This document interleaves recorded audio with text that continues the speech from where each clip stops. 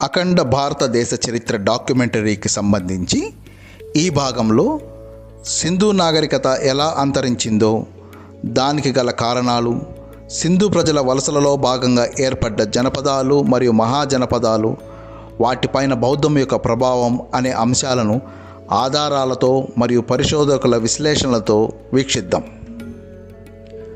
ఆధునిక భారతదేశం మరియు పాకిస్తాన్లో ఉన్న గొప్ప సింధు లోయ నాగరికత సుమారు 1800 BCEలో క్షీణించడం ప్రారంభమైనది.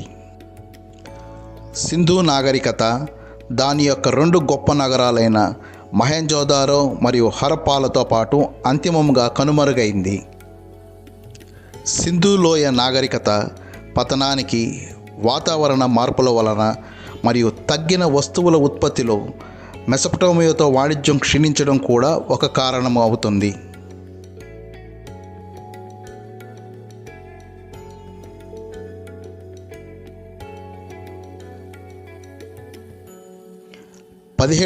BCE నాటికి సింధులోయ నాగరికతలో వలసలు ప్రారంభమై ప్రజలు నగరాలను చాలా వరకు వదిలేసి వెళ్ళిపోయారు. సింధు నది లోయకు వచ్చిన ఋతుపవనాలు వ్యవసాయ మిగులు వృద్ధికి తోడ్పడ్డాయి. ఇది హరప్పా వంటి నగరాల అభివృద్ధికి తోడ్పడింది. జనాభా నీటిపారుదల కంటే కాలానుగుణంగా ఋతుపవనాలపైన ఆధారపడాల్సి వచ్చింది మరియు ఋతుపవనాలు తూర్పు వైపుకు మారడం వలన నీటి సరఫరా ఎండిపోయింది. 1800 BCEలో సింధులోయ వాతావరణం చల్లగా మరియు పొడిగా మారిపోయింది. హరప్పా వాతావరణంలో మరో వినాశకరమైన మార్పు తూర్పు వైపుకు కదులుతున్న ఋతుపవనాలు లేదా భారీ వర్షాలు కురిపించే గాలులు కూడా కావచ్చు. 1900 BCE చివరిలో కొందరు ఈ ప్రాంతాన్ని పెద్ద వరదలు ముంచెత్తినట్లు నిర్ధారించారు. మరికొందరు నిపుణులు సింధు నది ఎండిపోవడమే వాతావరణ మార్పులకు ప్రధాన కారణమని విశ్వసిస్తున్నారు.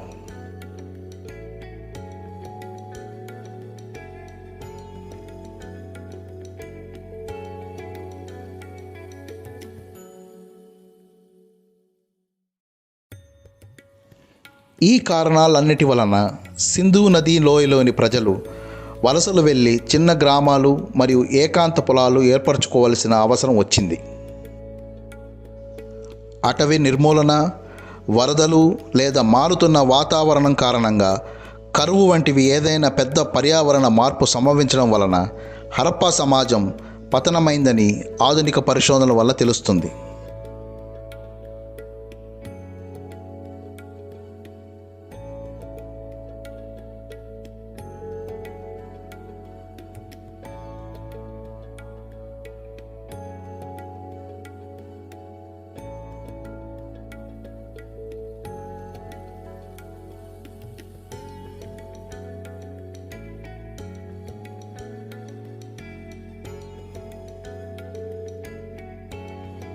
ఇలా వలసలు వెళ్ళిన వారు ఎక్కువగా నదీ పరివాహక ప్రాంతాలను వెతుకుతూ గంగా నది మరియు బ్రహ్మపుత్ర నది పరివాహక ప్రాంతాల్లో నివాసాలను ఏర్పాటు చేసుకున్నారు. జీవనానికి అనుకూలమైన ప్రదేశాలను గుర్తించడానికి వందల మైళ్ళ దూరం తాత్కాలిక బసలను ఏర్పాటు చేసుకుంటూ ఆ ప్రదేశాల గురించిన వివరాలను మిగతా వారితో పంచుకుంటూ ప్రయాణం సాగించారు. వారితో పాటు వారి పెంపుడు జంతువులను సురక్షితమైన ప్రాంతాలకు తరలించారు. వలసల సమయంలో ఆహారం కోసం వారు పశువులు, గొర్రెల మీద ఎక్కువగా ఆధారపడినారు. ఎంతో ప్రయాసతో కూడినటువంటి ఈ ప్రయాణంలో తగిన నీటి నిల్వలు దొరికే వరకు జరిగాయి.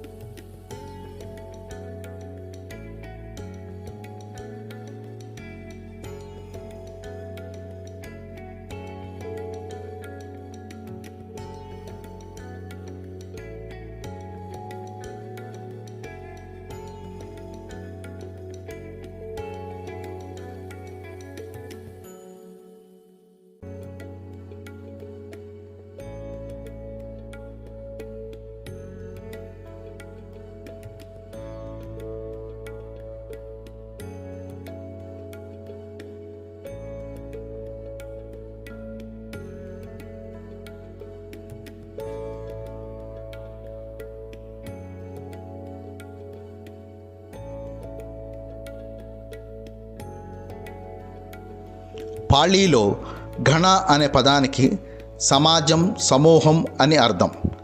ఇది పరిచారకుల బృందాన్ని సూచించడానికి ఉపయోగించబడుతుంది మరియు అదే లక్ష్య సాధన కోసం ఏర్పడిన ఏదైనా సమూహం లేదా పురుష సంఘాలని సూచించవచ్చు.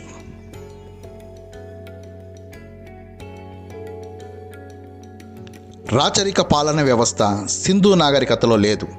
అందువల్లనే జనపదాలలో గణతంత్ర పాలన వ్యవస్థ కనిపిస్తుంది.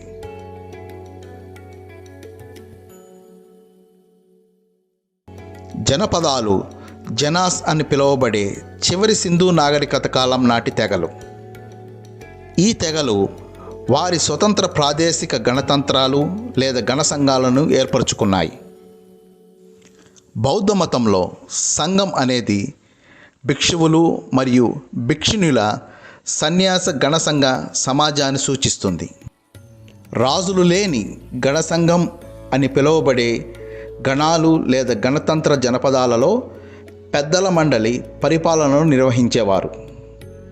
ఈ గణసంఘ వ్యవస్థకు సంబంధించిన వివరాలను అంగుత్తర నికాయ వంటి ప్రాచీన బౌద్ధ గ్రంథాల్లో ప్రస్తావించబడింది.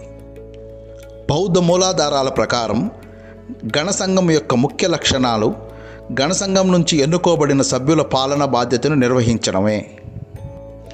6వ శతాబ్దం BCE నాటికి కనీసం 22 జనపదాలు ఉనికిలో ఉన్నాయి. గ్రీకు చరిత్రకారుడైనటువంటి డయోరస్ 326 BCE నందు భారతదేశంలో స్వతంత్ర మరియు ప్రజాస్వామ్య రాజ్యాలు ఉన్నాయని, వాటిపైన బౌద్ధం యొక్క ప్రభావం ఎక్కువగా ఉండేదని పేర్కొన్నాడు.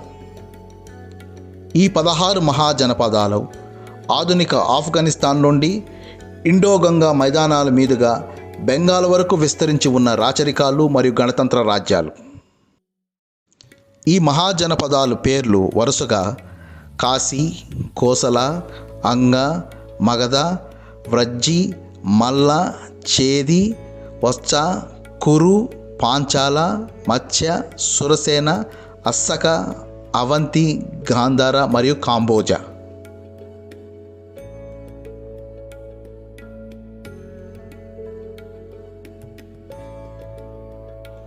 ఒక పెద్ద వంశం ఒక తరములో ఒకరికంటే ఎక్కువ రాజులను ఉత్పత్తి చేసినప్పుడు క్రొత్త రాజ్యాలు ఏర్పడ్డాయి.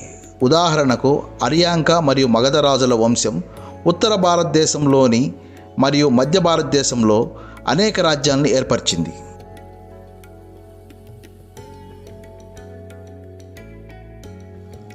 పురావస్తు ఆధారాలు కూడా ఈ కాలాన్ని పునర్నిర్మించడానికి సహాయపడతాయి.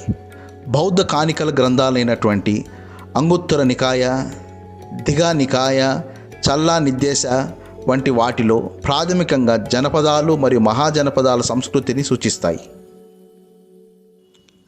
అఖండ భారతదేశ చరిత్రకు మూలం ముందుగా సింధు నాగరికత, తర్వాత జనపదాలు, మహాజనపదాలు, ఆ తర్వాతనే మిగతా రాచరిక వంశాల చరిత్ర వస్తుంది. దీనిపైన పూర్తి సమాచారాన్ని doctor Vilas Karat, director doctor Babasaheb Ambedkar research centre మరియు national incharge for Buddhist international network New Delhi గారి విశ్లేషణలో పరిశీలిద్దాం. तो इंडस सिविलाइजेशन में जितने भी मॉन्यूमेंट्स मिले हैं वो सारे मॉन्यूमेंट्स मूल निवासी लोगों की है और उसमें जितने भी रिचुअल्स है वो रिचुअल भी मूल निवासी लोगों के हैं. सन वर्शिप है, ट्री वर्शिप है, स्नेक वर्शिप है, वाटर वर्शिप है, ये 4 वर्शिप है. एक ट्री वर्शिप है, एक ट्री वर्शिप है, सन वर्शिप है, वाटर वर्शिप है, स्नेक वर्शिप है.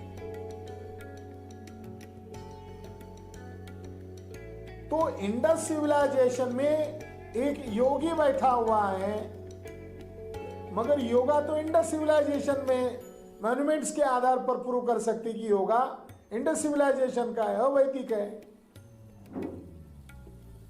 बुद्धा के जितने भी प्रतिमाएं मिलते हैं वो ध्यान मुद्रा में मिलते हैं और जितने भी सिंबल मिलते हैं, स्वस्तिक, ट्री, वृक्ष पूजा, सूरज की पूजा, नाग पूजा, नदी की पूजा, ये सारे प्रतीक जो है आपको बुद्धिज्म में मिलते हैं। तो इसका मतलब ये है कि इंडस सिविलाइजेशन का ही प्रोडक्ट है 16 महाजनपदा, बुद्धा के पहले थे। और 16 महाजनपदा का इतिहास ही अखंड भारत का इतिहास है।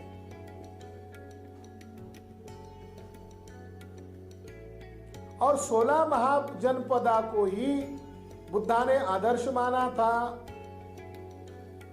और उसमें एक गण इतना महत्वपूर्ण है वैशाली का, वज्जीगण, कि बुद्धा ने कहा कि वज्जीगण जो है इसने डेमोक्रेसी को बर्थ किया है, इसलिए भारत डेमोक्रेसी को जन्म देने वाला है। बुद्धा ने उन्हीं को आदर्श मानकर भिक्षु संघ में डेमोक्रेसी लागू किया। बुद्धा के पहले बुद्ध हुए हैं, त्रिपिटक में इसका जिक्र है, कोनागमन और अन्य बुद्ध। अशोका ने कोनागमन बुद्ध के याद में इंस्क्रिप्शन लिखा हुआ है कि बुद्ध के पूर्व की बुद्ध की परंपरा को लिखित में लाने वाला।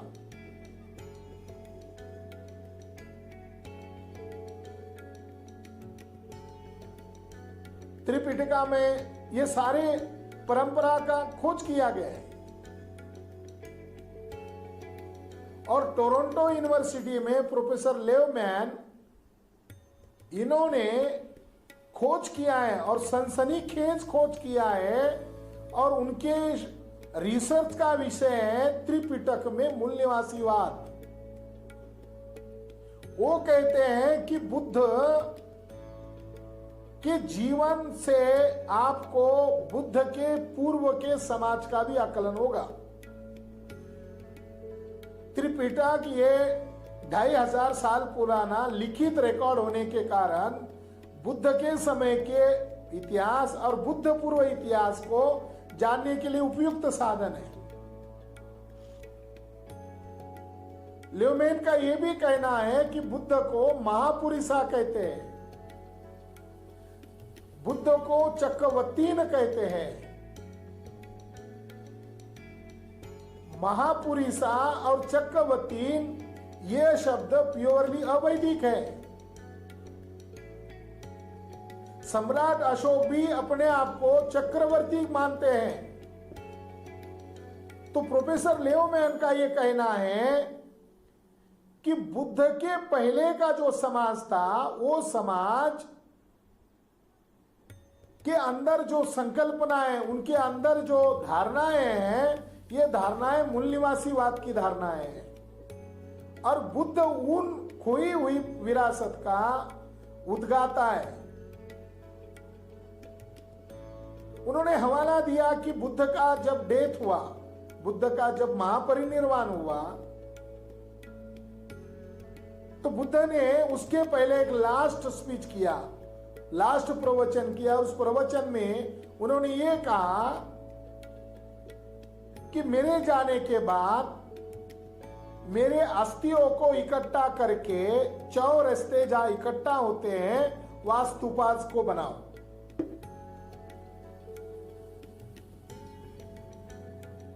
उसी को आधार बनाकर 8 स्तूप बनाए गए। उसी को आधार बनाकर 84,000 स्तूप सम्राट अशोका ने बनाए। सम्राट अशोका ने 84,000 स्तूप क्यों बनाए? क्योंकि बुद्ध ने जिंदगी भर 84,000 वचन बोले, उसकी मेमोरी में वो बनाए। मगर लेवमैन का यह कहना है कि बुद्ध का जब महापरिनिर्वाण हुआ तो बुद्ध की डेड बॉडी एक दिन में ही खत्म नहीं किया, एक दिन में ही उनका अंत्य विधि करके जलाकर वो सब समाप्त नहीं हुआ, बल्कि बुद्ध का अंत्य विधि लगभग 2 सप्ताह भर तक चलता रहा। तो ल्यूमैन कहते हैं कि मूल निवासीवाद के संदर्भ त्रिपिटक में मिलते हैं और बुद्ध का जो लास्ट स्पीच है उसमें खास करके मिलते हैं महापरिनिब्बाण सूत्र में। और बुद्ध का जो रिचुअल हुआ है, डेथ रिचुअल हुआ है, ये मूल निवासी परंपरा को दर्शाता है। भारत में जो लोग मरते हैं उनका डेथ रिचुअल 1 डे होता है, मगर बुद्ध का रिचुअल 2 वीक्स चला। तो वो भी कैसे हुआ, बुद्ध की डेड बॉडीज को एक पॉट में ऑयल में कैसे रखा, उसको 500 कपड़ों की परत से कैसे लपेटा गया, और बुद्ध का अंत्यविधि एक जहां किया वहां स्तूप कैसे बनाया गया, ये हमारे इतिहास के साधन है। 2006 की बात है। इटली के बड़े हिस्टोरियन विरारदी, इन्होंने इंडस सिविलाइजेशन का जो ऊंचा हिस्सा था, स्तूपा था, जिसको कनिंघम महोदय और जॉन मार्शल ने भी स्तूपा ही माना है। हम इस कड़ी को जोड़ रहे हैं जो ब्राह्मणवादी इतिहासकारों ने दबा के रखा हुआ है। बुद्धा का क्या कनेक्शन है इंडस के साथ, इस पर दुनिया के लोग रिसर्च कर रहे हैं। मगर भारत में क्या पढ़ाया जा रहा है, ये ब्राह्मणवाद पढ़ाया जा रहा है जिसका कोई आधार ही नहीं है।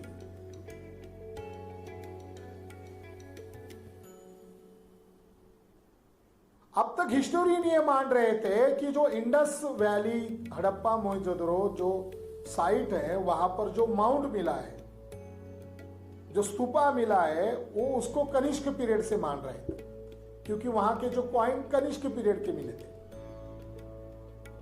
मगर विरारदी महोदय की हिस्टोरियन है, विश्वमान्य हिस्टोरियन है, एक विश्वमान्य आर्कोलॉजिस्ट है, उन्होंने वहां जाकर उत्खनन किया और उत्खनन करके वहां के ईंटों का, वहां की सामग्री का कार्बन डेटिंग किया।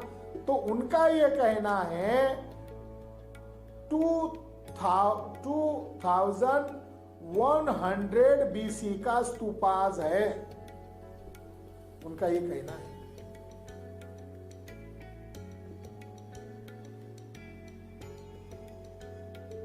बुद्ध का कहना है कि मेरे जाने के बाद मेरे अस्थियों को इकट्ठा करके जहां चौरस्ते इकट्ठा होते वहां स्तूपा खड़ा करो। ये महान चक्रवर्ती राजा की निशानी है, महापुरुषों की निशानी है। यानी बुद्ध पैदा हुए तब बुद्ध को महापुरुष के तौर पर चिन्हित किया गया था, और बुद्ध का जब महापरिनिर्वाण का समय आया तो बुद्ध ने वहां पर भी कहा कि महापुरुषों के मेमोरीज में स्तूपास बनाए जाते हैं। और आर्कोलॉजिकल एविडेंस के आधार पर सम्राट अशोक के द्वारा बनाए गए स्तूपास इंडिया में, अफगानिस्तान तक मिल रहे हैं। ये अखंड भारत की निशानी है।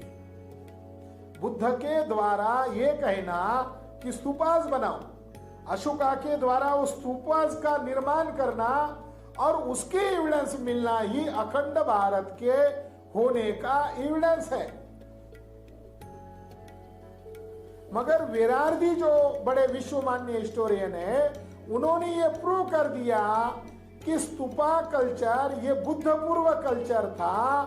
और कहां पर इसका ओरिजिन मिलता है, इसका ओरिजिन इंडस सिविलाइजेशन में मिलता है, अन्य कहीं नहीं मिलता है। इसका मतलब है कि विरारदी ने कार्बन डेटिंग के आधार पर आज से 4,500 वर्ष पहला स्तूपास को ढूंढ लिया है, जिस पर दुनिया के हिस्टोरियन लोग डिबेट कर रहे हैं, मगर भारत के तथाकथित हिस्टोरियन उसमें हिस्सा नहीं ले रहे। अगर उसमें वो हिस्सा लेंगे तो वैदिक पीरियड अपने आप माइनस हो जाएगा। ये उनको डर लगता है। अगर विरार्दी की इस बात को मान्य किया जाता है तो इतिहास दुनिया के स्तर पर शुद्ध हो जाएगा और फर्स्ट फेज निकलेगा इंडस सिविलाइजेशन, सेकंड फेज निकलेगा 16 महाजनपद एंड बुद्धा, उसके बाद निकलेगा मौर्य। क्योंकि वैदिक सभ्यता का कौन सा किंग है, उनका कौन सा राज्य था, उनकी राजधानी क्या थी, उनका इंस्क्रिप्शन क्या था, उनकी व्यवस्था कौन सी थी, और उसके कोई आर्कियोलॉजिकल एविडेंस है क्या कि यहां राज किया वहां राज किया, है एविडेंस? तो विरार्दी के कहने पर 4,500 वर्ष पहले का स्तूपाज है। इसका मतलब है कि इंडस सिविलाइजेशन का ही कल्चर स्तूपा कल्चर है। ये विरार्दी के बातों से प्रूव होता है। और त्रिपिटका में जो बुद्ध पूर्व 27 बुद्धों की जो लिस्ट आई है और सम्राट अशोक के इंस्क्रिप्शन में और अजंता के इंस्क्रिप्शन में 7 बुद्धों का जो जिक्र है, इसका मतलब है कि इंडस सिविलाइजेशन के लोगों का धर्म भी बुद्ध धर्म था। डॉक्टर राजेंद्र प्रसाद बड़े विद्वान हैं, वो इस बात पर अभी ज्यादा रिसर्च कर रहे हैं और इस बात पर वो दावे से कह रहे हैं कि इंडस सिविलाइजेशन का रिलीजन बुद्धिज्म था। డాక్టర్ విలాస్కారత్ గారి విశ్లేషణలో బౌద్ధం యొక్క ఉనికి సింధు నాగరికతపైన మరియు జనపదాలు మహాజనపదాలపైన ఎలాంటి ప్రభావం చూపిందో తెలుస్తుంది. జనపదాలు మహాజనపదాలు లేనిదే అఖండ భారతదేశ చరిత్ర లేదని స్పష్టమవుతుంది.